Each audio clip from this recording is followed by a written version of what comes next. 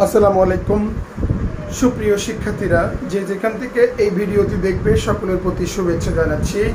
আমি হুমায়ুন কবির, সহযোগী অধ্যাপক, অর্থনীতি বিভাগ। দীর্ঘ 20 বছরের শিক্ষকতা পেশায় লেখক, গবেষক ও পরীক্ষক হিসেবে কর্মরত আছি। আমার এই চ্যানেলটির নাম হচ্ছে economics by professor Humayun Kabir. যথারীতি চ্যানেলটি যারা এখনও সাবস্ক্রাইব করেনি তাদের জন্য চ্যানেলটি সাবস্ক্রাইব করবে এবং বেশি বেশি করে শেয়ার দেবে, অন্যদেরকে দেখার সুযোগ করে দেবে। অবশ্যই আশা করব চ্যানেলটি সাবস্ক্রাইব করবে এবং অন্যকে দেখার সুযোগ করে দেবে, অর্থাৎ শেয়ার দেবে বেশি বেশি করে। আর খাতায় লিখে কেউ পোস্ট করবে না, যদি কাউকে দিতে হয় তাহলে অবশ্যই সেটা শেয়ার দিয়ে দিতে পারো। আমার লেখা বই দেখো, লেখক হিসাবে যেহেতু নাম আসছে সেহেতু এই যে দেখো, ব্যাংকিং প্রতিষ্ঠান ও নীতিমালা, এটা মাস্টার্সের জন্য আমার বই, মাস্টার্সের জন্য। বাজারে একচেটিয়া প্রভাব, একচেটিয়া চলে এই বইটা। এরপরে দেখো অনার্স 4th ইয়ারের মুদ্রা ব্যাংকিং ও অর্থায়ন, খুব সহজ সরল ভাষায় লেখা। এছাড়া পরিবেশ ও সম্পদ অর্থনীতি, এটা একেবারে লেটেস্ট, খুব সহজভাবে সুন্দরভাবে উপস্থাপন করা এই বই। যাও, কথা বাড়িয়ে লাভ নেই, আমরা চলে যাচ্ছি। এছাড়া দেখো অর্থনীতি অনার্স প্রথম বর্ষ থেকে মাস্টার্স এবং শিক্ষক নিবন্ধন সহ সকল ইয়ারের, ডিগ্রি, প্রিলিমিনারি, মাস্টার্স সকল ইয়ারেরই বিভিন্ন প্যাকেজ কোর্স অনলাইন ও অফলাইন ভিত্তিক চালু আছে। যারা করতে চাও, আগ্রহী, তারা যোগাযোগ করতে পারো। দেখো আমার আজকের ভিডিও, দেখো আমি আলোচনা করব জাতীয় আয় পরিমাপের পদ্ধতি। দেখো এর আগের একটা ভিডিওতে দেখিয়েছিলাম জাতীয় আয় বলতে কি বুঝো। আজকে দেখাবো জাতীয় আয় পরিমাপের পদ্ধতি নিয়ে আলোচনা। তাহলে প্রথমে আগে আমরা কি করব, এখানে জাতীয় আয়ের একটা সংজ্ঞা দিতে চাই। কোনো নির্দিষ্ট সময়ে, সাধারণত 1 বছরে, কোনো দেশে মোট যে পরিমাণ চূড়ান্ত দ্রব্য ও সেবা সামগ্রী উৎপাদিত হয় তার চলতি মূল্যের গুণফলের সমষ্টিকে কি বলে? জাতীয় আয় বলে। এখন অর্থনীতিবিদগণ এই জাতীয় আয় পরিমাপে, দেখো লিখছি আমরা, অর্থনীতিবিদগণ জাতীয় আয় পরিমাপে 3টি পদ্ধতির সুপারিশ করেছেন। 1 নম্বর পদ্ধতি হচ্ছে উৎপাদন পদ্ধতি, 2 নম্বর হচ্ছে আয় পদ্ধতি, 3 নম্বর হচ্ছে ব্যয় পদ্ধতি। যদি কোনো কারণবশত পদ্ধতি সিরিয়ালে না এসে উল্টা হয়, কোনো অসুবিধা নেই, এর জন্য মন খারাপ করার কিছু নেই। এবারে আমরা পদ্ধতিগুলো আলোচনা করব।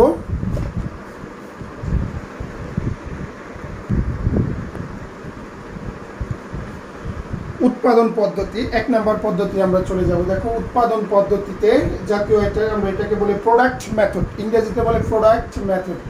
কোনো নির্দিষ্ট সময়ে কোনো দেশে যে সকল দ্রব্য ও সেবা সামগ্রী উৎপাদিত হয়, দ্রব্য হতে পারে, সেবা সামগ্রী উৎপাদিত হতে পারে, তার পরিমাণকে, মানে প্রত্যেকটার পরিমাণকে তাদের নিজ নিজ দাম দ্বারা গুণ করে, নিজ নিজ দাম দ্বারা গুণ করব, তারপরে প্রাপ্ত ফলাফলের সমষ্টিকে কি বলবে?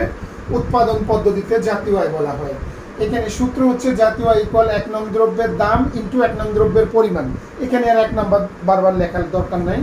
তারপরে 2 নং দ্রব্যের দাম ইন্টু পরিমাণ, প্লাস এইভাবে যতগুলো ডট ডট যতগুলো থাকবে। তারপরে লিখছি n নং দ্রব্যের দাম ইন্টু পরিমাণ। তাহলে মানে হচ্ছে ধান কতটুকু পরিমাণ উৎপাদন হলো, কি পরিমাণ ধানের দাম, তারপরে গম কি পরিমাণ উৎপাদন হলো, গমের দাম কত, এইভাবে আমরা বের করে থাকি। দেখো এখানে আমরা ধরছি, মনে করি 2024 সালে, যে কোনো সাল হতে পারে, 3টি দ্রব্য XYZ, এক্ষেত্রে উৎপাদন পদ্ধতিতে জাতীয় এর একটা নমুনা দেখানো হয়েছে। এটা জাস্ট একটা কাল্পনিক দ্রব্য হচ্ছে XYZ, পরিমাণ এটাকে কোয়ান্টিটি বলা হচ্ছে, 100 একক, আর এটা 200, এটা 150। এবারে দাম, দাম মানে P, প্রাইস। X দ্রব্যের দাম, একক প্রতি দাম হচ্ছে 10 টাকা, তাহলে 100 এককের দাম হচ্ছে এটা, আর এটাকে গুণ P ইন্টু Q, অর্থাৎ এই দুইটাকে গুণ করব, কত হয়? 1000।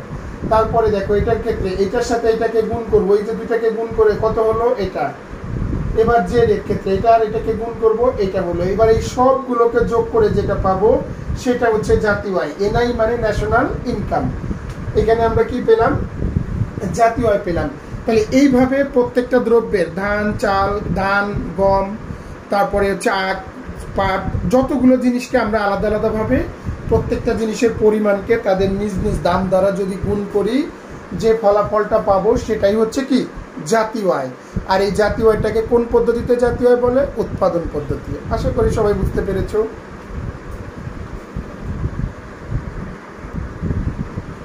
এখন এই উৎপাদন পদ্ধতিতে জাতীয় আয় পরিমাপ করতে গিয়ে আমরা কতগুলো সমস্যার সম্মুখীন আমাদের সামনে এসে দাঁড়ায়। দেখো এখানে আমাদের একটু খেয়াল রাখতে হবে, এই পদ্ধতিতে জাতীয় আয় পরিমাপের ক্ষেত্রে শুধুমাত্র চূড়ান্ত দ্রব্য ও সেবা কর্মের আর্থিক মূল্য বিবেচিত হবে।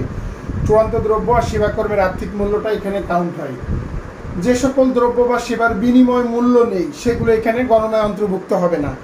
যেমন তুমি যদি কোনো একজন লোককে বাসায় রাখো, তাকে শুধু মানে যারা বাসা বাড়িতে যারা কাজ করে তাদের কোনো বেতন দেওয়া হয় না থাকা খাওয়ার বিনিময়ে, কিন্তু সেগুলো এখানে তাদের অর্জিত আয়টা এখানে কাউন্ট হয় না। তারপরে পরোক্ষ কর ও ক্ষয়ক্ষতিজনিত ব্যয় জাতীয় আয় থেকে বাদ দিতে হবে। বিদেশ থেকে যে টাকা পাঠাবে আমাদের দেশের লোক, তাদের আয়টা যোগ হবে, আর যারা বিদেশি আছে আমাদের দেশে তাদের আয়টা অন্য দেশে চলে যাবে, এই জন্য এটা বাদ যাবে।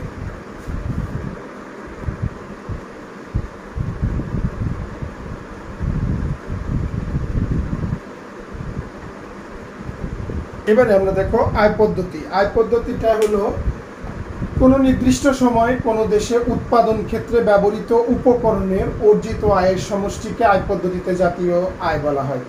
উৎপাদন ক্ষেত্রে কি কি ব্যবহার করি আমরা? উৎপাদনের উপকরণ হচ্ছে 4টা: ভূমি, শ্রম, মূলধন, সংগঠন। তাহলে ভূমির জন্য কি দেওয়া হয়? খাজনা। শ্রমের জন্য মজুরি, মূলধনের জন্য সুদ, আর উদ্যোক্তার হচ্ছে মুনাফা। তাহলে আমরা লিখতে পারি কোনো নির্দিষ্ট সময়ে কোনো দেশের খাজনা, মজুরি, সুদ ও মুনাফার সমষ্টিকে আয় পদ্ধতিতে জাতীয় আয় বলা হয়। এখানে একটা সূত্র লিখলাম, দেখো NI = summation R + summation W + summation I + summation পাই।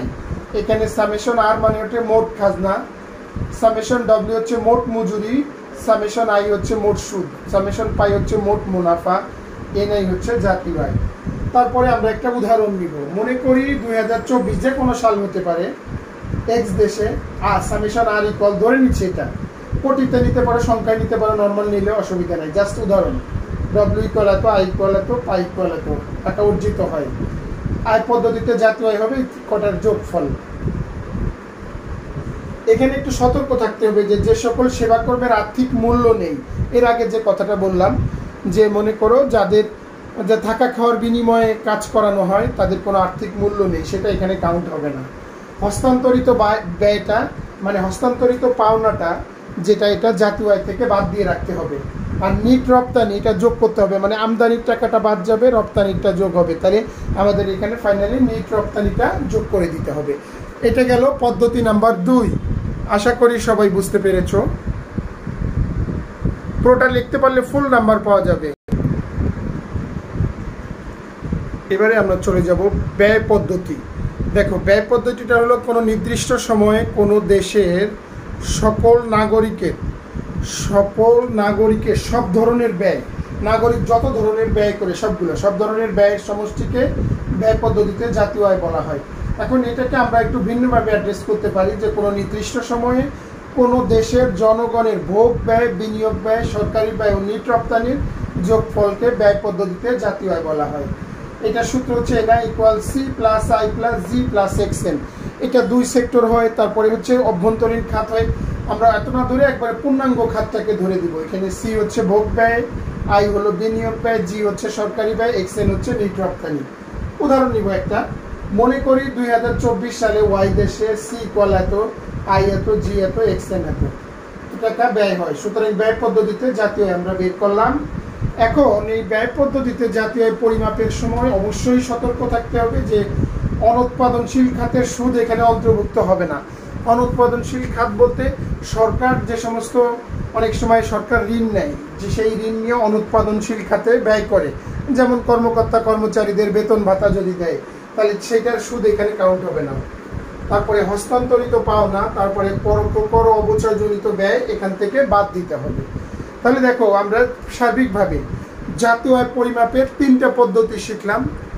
একটা উৎপাদন পদ্ধতি, একটা আয় পদ্ধতি, একটা ব্যয় পদ্ধতি। এই প্রশ্নটা সবই আর পরীক্ষার্থীদের জন্য গুরুত্বপূর্ণ।